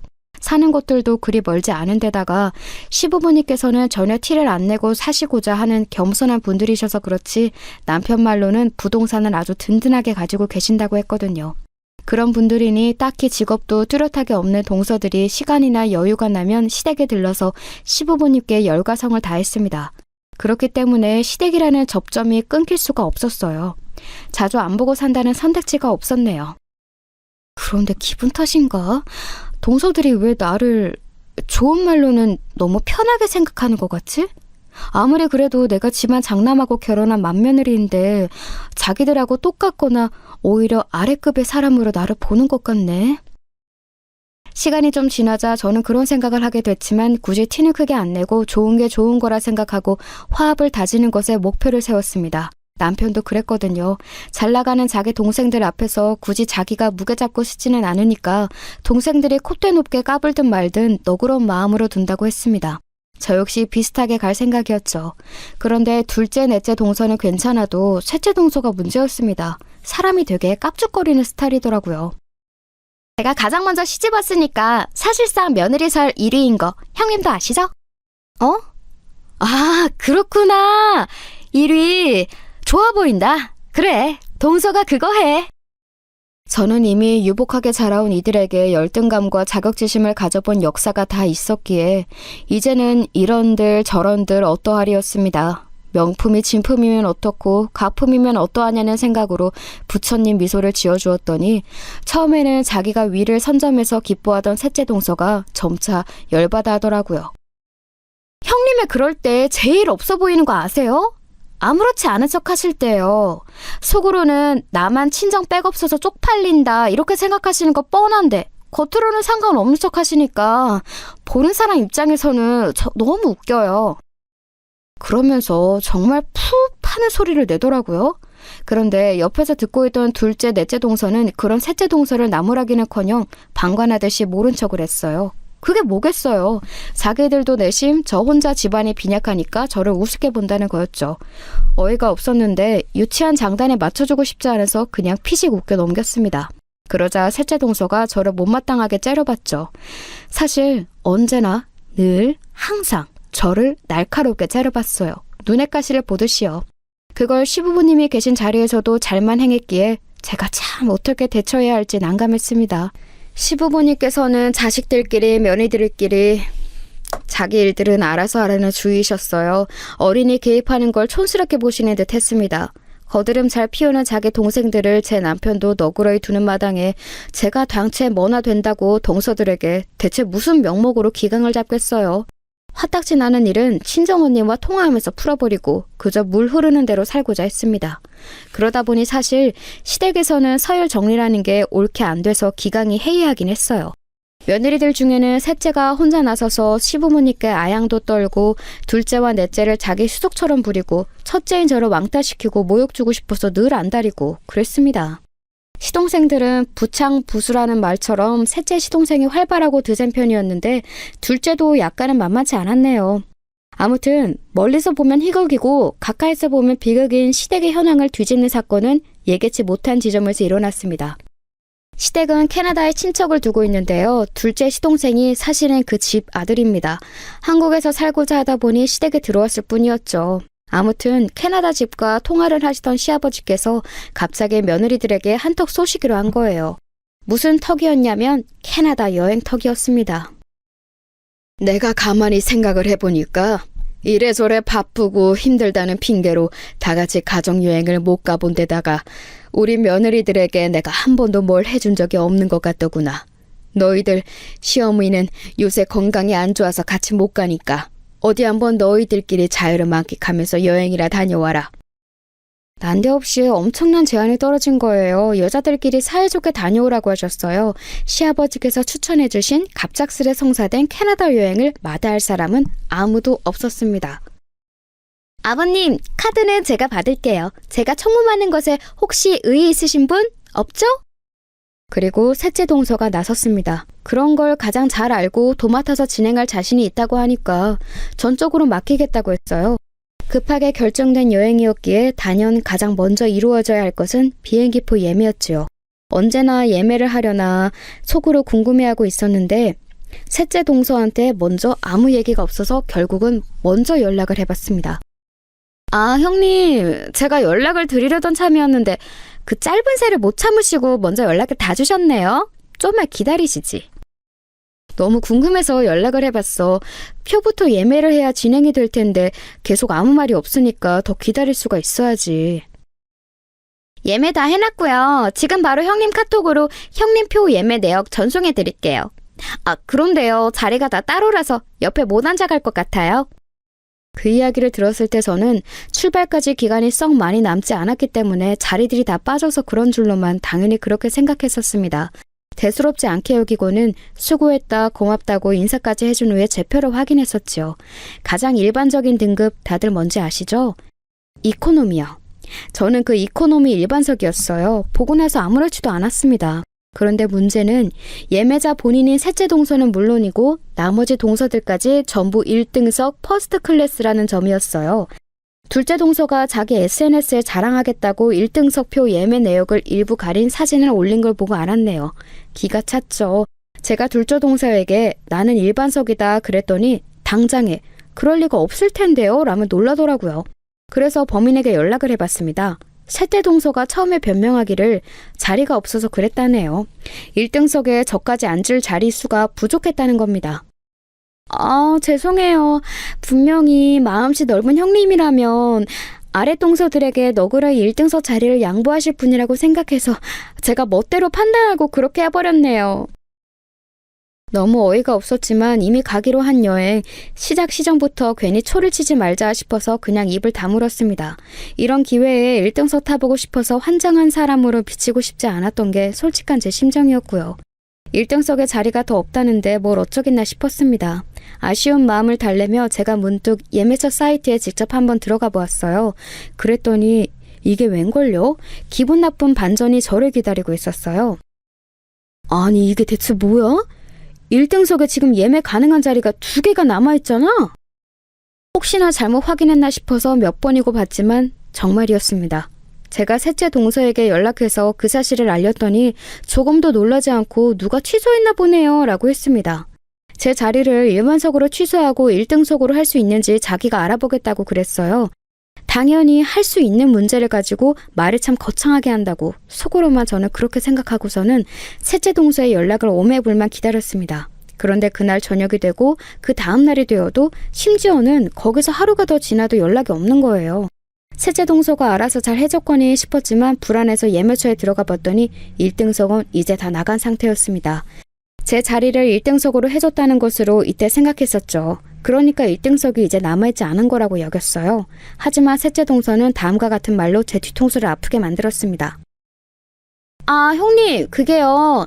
제가 1등석으로 예매를 하려고 보니까 이미 누가 자리를 채갔더라고요. 그래서 어쩔 수 없었어요. 그래? 어쩔 수 없었구나. 근데 그렇다면 왜 진짜 그렇게 됐다고 나한테 말을 안 해줬어? 그리고 이틀 전에 나하고 연락하고 나서 바로 1등석으로 알아봤던 거 맞아? 시간 끌다가 놓친 거 아니야? 형님, 왜 이렇게 예민하게 구세요? 여행 가기 싫으신가요? 벌써부터 이렇게 예민하게 구셔서 사람 힘들게 만드실 거라면 그냥 여행 가지 마세요. 뭐라고? 저기 동서, 그 말은 지금 나한테 같이 가지 말자고 그러는 것처럼 들리는데? 동서는 내가 같이 가는 게 싫은가 봐? 그러자 셋째 동서는 제 성격이 예민하다고 투덜대면서 일방적으로 전화를 끊었습니다. 너무 속상해서 나머지 동서들에게 물어봤어요. 그랬더니 펄쩍 뛰면서 자기들은 결코 제 자리만 일반석으로 끊어져 있는 줄 몰랐다고 그랬습니다. 저는 저 혼자 너무 이렇게 일반석으로 가는 건 아닌 것 같아서 셋째 동서에게 그랬어요. 중간 등급인 비즈니스 자리라도 해달라고요. 저만 혼자 일반석으로 장거리 비행을 가게 된 걸 시부모님께 아시면 대체 어떻게 보시겠냐고. 그런 말까지 오죽하면 했네요. 그랬더니 셋째 동서가 보인 반응이 저를 뒤집어 놓았습니다. 어떻게 보시기는요? 그냥 잘 보시겠죠. 그리고 별 말씀 안 하시겠죠. 아, 진짜. 형님, 제가 이런 소리까지는 안 하고 싶었는데 결국 하게 되네요. 형님은 제발 주제 파악 좀 하시면 안 돼요? 지금 뭐라고 그랬어? 뭐? 주제 파악? 동서, 어떻게 나한테 그런 소리를 해? 솔직히 말해서요. 형님하고 나머지 저희하고는 그게 다르잖아요. 급이라는 게 너무나도 달라요. 형님은 저희들하고 아예 급이 안 맞는데 뭘 자꾸 동등해주고 싶어서 기웃거리시나요? 그러실수록 사람이 볼품없어 보이는 거 본인은 모르시죠? 뭐라고 하는지 모르겠고 동서 인성 수준이 낮다는 건 알겠어. 동서, 아버님이 이거 경비 다 지원해 주셔서 그걸로 가는 건데 왜 동서가 멋대로 구는 거야? 급? 그래, 급 나누는 거 다 좋다 이거야. 그런데 그 급 나누기를 왜 아버님이 경비 대신 여행해서 하는 거냐고. 동서야말로 자기가 뭐라도 크게 된다고 생각하나 봐?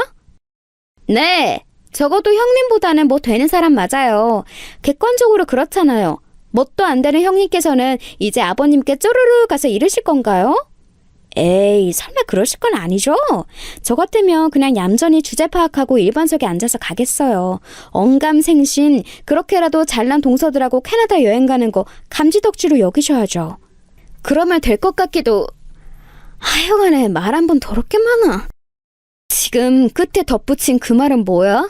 동서, 말하는 꼬라지가 원래도 별로였는데 지금 보니까 그 어느 때보다도 심각하네. 내가 동서 좋으라고 참는 거 절대 아니고 좋게 가자고 좋은 마음으로 마련된 여행이니까 그래서 내가 좋게 참는 거야. 알아들어? 제가 가슴에 참을 인자를 새기면서 외쳤고 셋째 동서가 코웃음 치는 소리를 마지막으로 전화를 끊었습니다. 전화를 끊고 나니까 오히려 화가 점점 더 밀려오더라고요. 왜 제가 이딴 취급을 당해야 하나 싶어서 서글픈 마음도 잠시 들었습니다. 시어머니께서 무릎도 안 좋으신 마당에 제가 괜히 걱정거리 안겨드리면서 여행을 망쳐놓으면 안 된다는 생각으로 마음을 일단 다스려봤는데요. 계속 화딱지가 나는 것만은 어쩔 수가 없더라고요. 둘째, 넷째 동서한테는 그냥 나는 1등석에 못하게 됐어 라는 말만 간략하게 전했습니다. 그러자 둘 다 엄청 당황하면서도 그뿐이었고 별다른 조치를 취하지는 않더라고요. 빈말이나마 저랑 바꾸실래요? 이런 말도 안 해왔고요. 그래봤자 제가 거기다 대고 그럼 바꿔줘 이렇게 말할 사람이 절대 못 된다는 것을 두 사람도 알았을 텐데 그럼에도 작은 성의조차 안 보인 것에 무척 씁쓸했지요. 착잡한 마음으로 안고 있는데 퇴근한 남편이 저한테 짐가방은 뭐 가져갈 거냐고 하면서 자기 여행 캐리어를 빌려가도 좋다고 그랬어요. 그 말 들으면서 남편 얼굴을 딱 보는데 제가 당하는 이런 모욕적인 취급, 어쩌면 남편의 얼굴에도 먹칠을 하는 것일지도 모른다는 생각이 들었습니다. 가만 보니까 이놈의 집안, 맏며느리는 물론이고 장남의 권위도 개판이잖아. 아무래도 정리하는 게 필요해 보여. 서열 정리. 갑자기 정신이 확 들더라고요. 그때부터 제 눈이 돌아갔습니다. 우선 남편에게 모든 상황을 다 털어놓았어요. 남편은 처음에는 어이없어 하면서 듣다가 제가 셋째 동서와 나눈 대화의 내용을 듣고는 열받아서 얼굴이 빨개졌습니다. 자기가 집안 장남으로서 권위가 없기 때문에 아내인 저도 그런 취급을 당한 거라고 왠지 은연중에 그렇게 생각하는 듯 했어요. 그러니까 얼굴이 벌겋게 된 채로 입을 꾹 다문 거였죠. 저는 제가 떠올리는 아이디어를 남편에게 공유하였고 다 듣고 난 남편은 자기도 따르겠다고 하였습니다. 그렇게 미친 행각이 시작되었지요. 우선 저희 부부는 시부모님 설득부터 들어갔어요. 어떤 설득이었는가 하면 며느리들과 함께 이번 여행에 동참해달라는 것이었습니다. 시어머니께 제가 천천히 걸으시면 되고 어디 많이 걸으실 필요도 사실 없고 그저 함께 여행을 갔다는 것에 의의를 두면 좋을 것 같다고 그랬어요. 제가 잘 챙겨드리겠다고 말씀도 드렸고요. 그러자 시어머니께서 고심하시는 얼굴로 이렇게 얘기를 해주시더군요. 사실은 내가 요새 가슴이 답답해서 어디든 바람 쐬러 나가고 싶었는데 캐나다까지 비행기는 거창한 것 같고 무엇보다 내가 무릎이 쑤시고 아픈데 이런 내가 며느리들한테 짐이 될까봐 걱정스러워서 차마 따라 나서겠다고 하지 못했거든. 아휴, 그런데 같이 가자고 조르는 소리를 듣고 나니까 마음이 막 그쪽으로 기우네. 그러자 시아버지께서 펄쩍 뛰셨어요. 어디 가고 싶으며 진작에 말을 하지 그랬냐고 하시면서 저를 향해 네 시어머니도 캐나다 가는 걸로 하자 이렇게 말씀을 하셨습니다. 저는 셋째 동서가 맡은 일이 많아서 정신 없을 테니까 시어머니께서 합류하는 건 제가 전적으로 도맡겠다고 했습니다. 그리고 나서 남편은 자기 동생들에게 연락을 했지요. 반드시 꼭 각자 아내를 공항까지 배웅하라는 당부였습니다. 시큰둥해하는 시동생들은 이건 시부모님의 명령이라는 남편의 덧붙임이 있고 나서야 어영부영 알겠다고 했다네요. 그리고 마침내 출국 당일이었습니다. 일찌감치 모두가 공항에 모였어요. 시부모님도 계시는 것에 동서들이 깜짝 놀랐습니다. 제가 큰 소리로 외쳤지요. 아버님, 어머님, 저희는 느긋하게 움직여도 되겠어요. 시간을 워낙 넉넉하게 맞춰왔으니까요. 아, 그런데 동서들은 서두르는 게 낫지 않겠어? 1등석은 내가 알기로는 비행기 탑승도 가장 먼저 할 수 있는 특혜가 있던데 비행기 먼저 타서 앉는 거 중요하지 않겠어? 저의 외침에 동서들을 제외한 모든 사람들의 고개가 휙 돌아갔습니다. 동서들을 향해서 말입니다. 당황해서 눈만 조용히 굴리는 동서들에게 시아버지께서 의아한 물음을 던지셨어요. 1등석? 어째서 너희만 1등석인 거야? 무슨 이유로? 아니, 대체 어쩌다가? 그리고 시동생들이 서로 당황한 눈빛들을 교환하면서 어쩔 줄 몰라 했지요. 그걸 보면서 남편의 화를 눌러 찬문 목소리로 물었습니다. 야, 너희들 진짜로 몰랐어? 제주씨들만 1등석 예매한 거 정말로 몰랐던 거야? 아무 말도 못 들었어? 그러자 시동생들이 거의 동시에 고개를 막 흔들면서 전혀 몰랐다고 답을 했습니다. 이쯤에서 시아버지께서는 이게 다 무슨 일인가 싶으신 한숨을 푹푹 내쉬셨지요. 남편이 자기 동생들을 매섭게 혼내기 시작했어요. 너희들은 각자 일에만 빠져 사는 놈들이니 자기 아내들이 무슨 비행기를 어떤 자리에 앉아서 가는지 몰랐을 수도 있겠네. 그래, 그건 그렇다 치니까 내가 관여를 안 하겠지만 너희들의 형수한테, 내 집사람한테 못된 제수씨들이 아무렇게나 구는 거, 그것만큼은 내가 관여를 꼭 좀 해야겠다. 나 이거 절대 좌시하지 않을 거야. 너희들 내가 우습냐? 어? 남자답게 어디 한번 맨주먹으로 다들 겨뤄볼까? 주먹 다짐 한번 들어가 봐? 남편이 거의 이를 갈면서 화를 냈고 셋째 시동생의 가장 겁을 집어먹어서는 이러지 말라며 몸을 떨었습니다. 형제들 중에 가장 덩치가 왜소해서 그런가 겁도 빨리 먹더라고요. 그러자 셋째 동서가 입술을 꽉 깨무는 게 제 눈에 보였지요. 시아버지께서는 싸늘하게 식은 눈으로 당신의 자식들 그리고 며느리들을 천천히 훑어보셨고 엄청난 선언을 하셨습니다. 무슨 상황인지 내가 이제야 다 파악이 됐다. 그렇게 된 거였구나. 오냐, 이게 다 이 되바라진 놈들이 집안의 장남 우대를 안 해서 벌어진 일이라 이거지? 잘 알았다. 앞으로 너희들은 알아서 잘 살든지 말든지 해라. 나는 우리 집안 재산 내 장남하고 맏며느리에게만 물려주련다. 설마 여기서 의의를 가지는 사람은 없겠지? 세상에, 그건 상상도 못해본 초특급 선언이었습니다. 설마 시아버지께서 상황 파악은 물론 그 안에 깃든 고질적인 문제점까지 꿰뚫어 보실 줄은 몰랐어요. 파격적으로 나와주실 줄은 더 몰랐고요. 시아버지의 말씀이 끝나자마자 시동생들은 그대로 얼어붙었고 반면에 동서들은 난리가 났습니다. 왜 그렇게 섭섭한 말씀을 하시냐며 다들 시아버지께 빌기 바빴어요. 그때 눈에 들어온 사실은 공항의 다른 사람들이 다 저희 쪽을 구경하고 있다는 점이었죠. 어느새 이목을 끌게 된 모양이었네요. 그런 와중에 셋째 동서가 저에게 다가오더니 이를 갈아댔습니다. 예상치 못한 상황에 많이 흥분한 듯 보였어요. 이게 다 형님 때문이에요. 상황을 왜 이렇게 만드세요? 왜 사람을 개 망신시키는 거예요? 저를 형님하고 동급으로 만들고 싶어서 환장하신 건가요? 저는 형님처럼 이렇게 치사하고 티존한 사람은 처음 봐요. 글쎄, 나는 동서가 지금 혼자서 뭔 개소리를 늘어놓는 건지 전혀 그 내용을 이해하지 못하겠어. 내가 동서하고 급이 달라서 이해를 못하나 봐. 미안해. 뭐라고요? 아, 진짜 어이없어. 이보세요, 형님. 머리 굴리시는 게 아주 장난이 아니시네요. 이번에는 제가 제대로 한 방 먹었네요. 왜 형님 같은 급 떨어지는 사람 때문에 이런 수모를 당해야 하는지 억울해서 미치겠어요. 셋째 동서가 격해진 감정으로 소리를 질렀을 때였어요. 대체 언제 지척에 계셨던 건지 갑자기 다가오신 시어머니께서 셋째 동서의 싸대기를 힘껏 날리셨습니다. 저는 놀라서 비명을 삼켰고 셋째 동서는 세게 얻어맞아서 바닥에 주저앉고 말았어요. 그리고 비틀거리는 시어머니를 제가 얼른 부축해드렸죠. 제 팔을 잡으시며 시어머니께서 이렇게 말씀을 뱉으셨어요. 괜히 맏며느리는 맏며느리가 아니구나. 내가 그걸 지금 알다니 이게 다 내 잘못이다. 내가 너에게 미안하구나. 저런 경우 없이 하극상을 벌리는 싸가지 없는 것도 내가 며느리랍시고 아껴왔었다니 아주 기가 막힐 노릇이야. 어머님이 지금 제 뺨을 치신 거예요? 이럴 리가 없는데? 어머님은 저를 제일 예뻐하셨잖아요. 하다 그딴 망발을 짓거리는 며느리인 줄 몰랐을 때야 예뻐했지. 여행? 비행기? 다 필요 없다.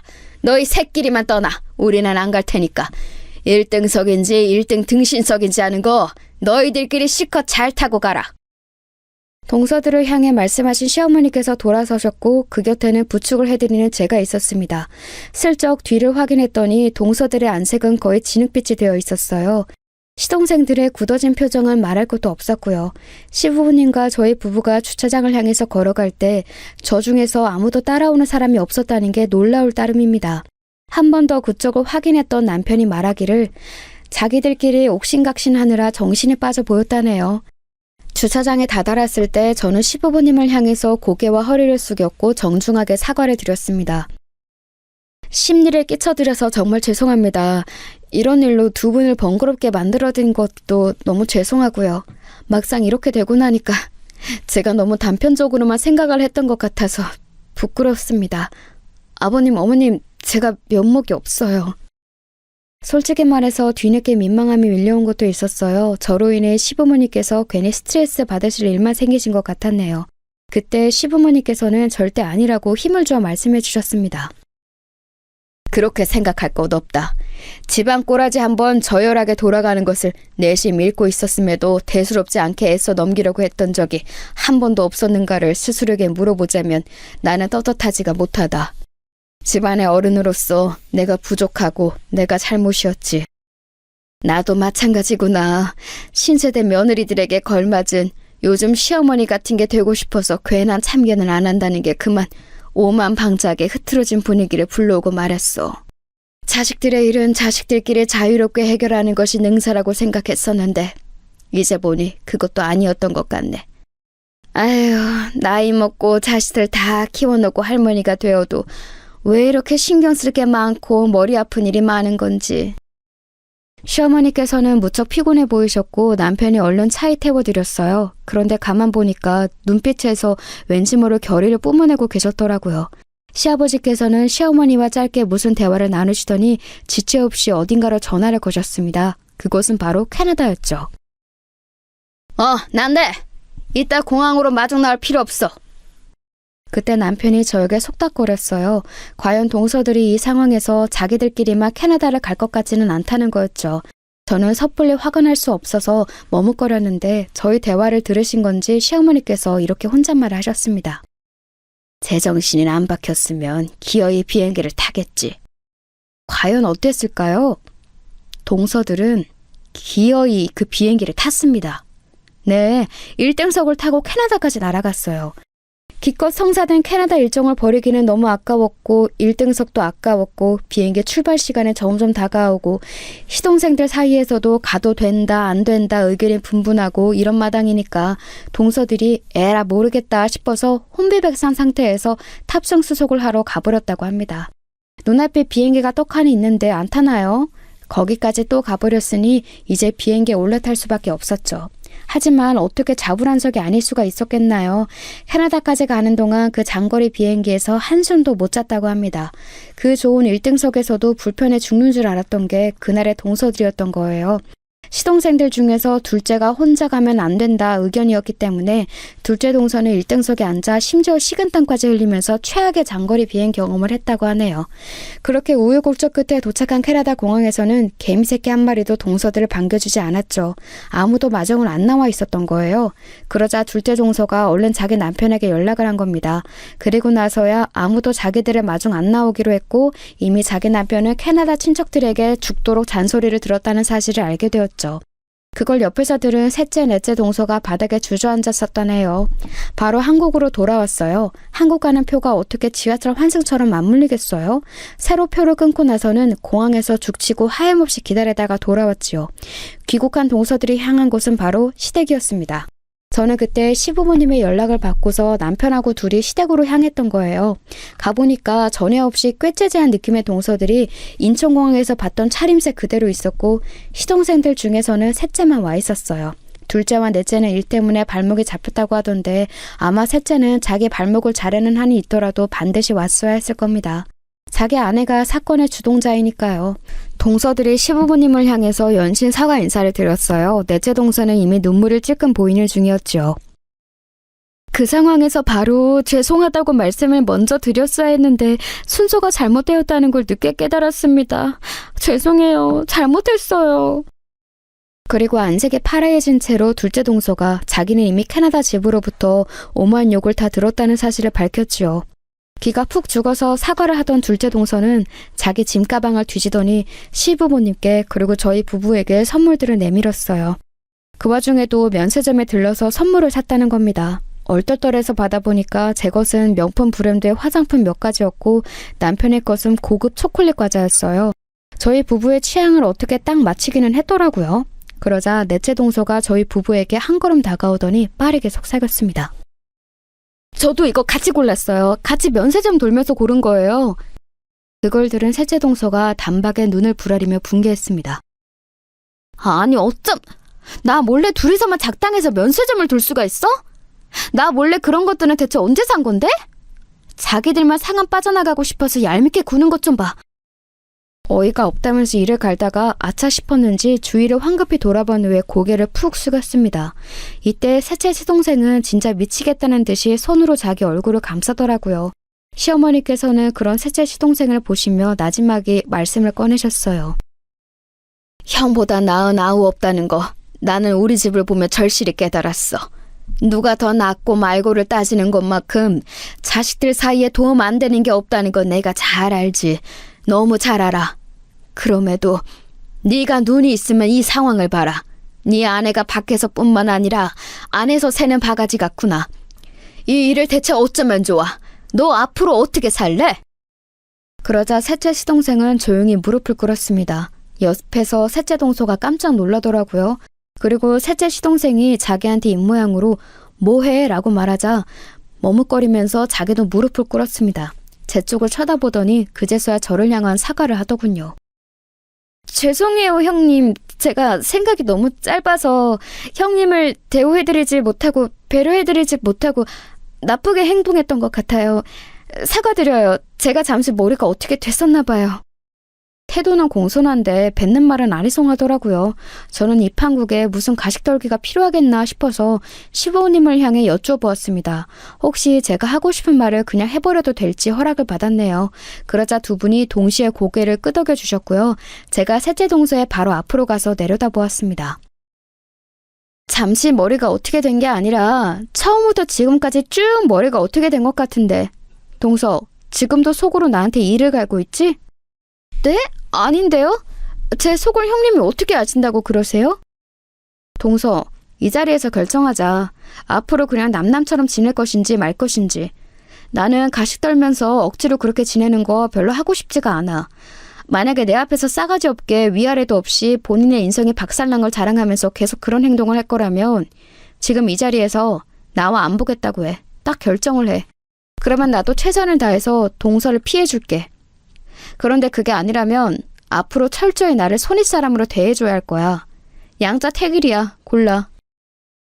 그러자 셋째 동서의 안색이 창백해졌는데요. 옆에서 셋째 시동생이 팔꿈치로 쿡 찌르는 게 보였습니다.